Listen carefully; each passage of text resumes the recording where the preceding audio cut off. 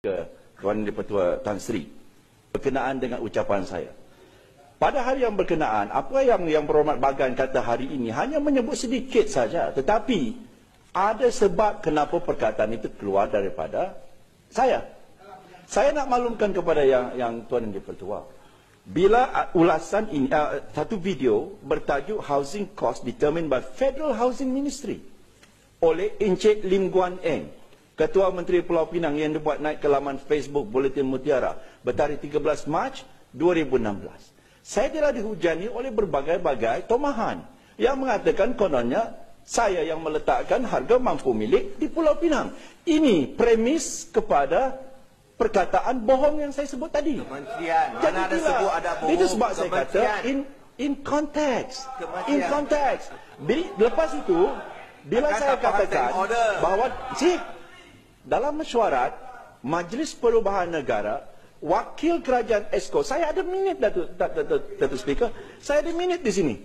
Saya tandakan lagi bahawa Yang Amat Berhormat Datuk Seri Pengerusi Pekan meminta agar kementerian saya mengadakan perbincangan dengan semua Esko Perubahan Negeri mengenai isu paras harga rumah harga rendah.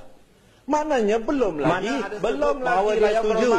Duduklah dulu. Esko Pulau Pinang mana anda setuju? Beliau telah laporkan kepada saya. Dia tak setuju. Yang Berhormat duduk dulu. Betulkan. Yang Berhormat duduk dulu. Saya betulkan saja. Steady. Esko telah laporkan kepada saya. Dia tak setuju. Itu saja ruang saya betulkan. Dia betulkan. Duduk. Ya, Yang Berhormat. Yang Berhormat.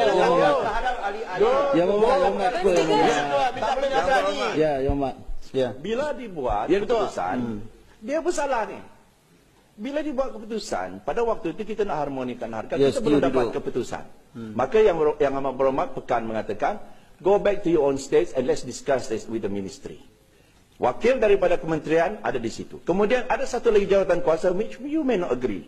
Satu lagi jawatan kuasa yang telah dipengerusikan oleh timbalan saya, iaitu pada mesyuarat jawatan kuasa kerja pemantauan pelaksanaan keputusan Majlis Perumahan Negara, of which your Esko you hadir. You nak saya tengok dia ada tanda tangan. Dia hadir tapi dia tak setuju. Janganlah tak setuju. Yang Berhormat, saya tak sebut yang duduk. Tapi duduk. Itu Esko saya. Duduk faham sekarang dia kata tadi dia setuju. Yang Berhormat. Yang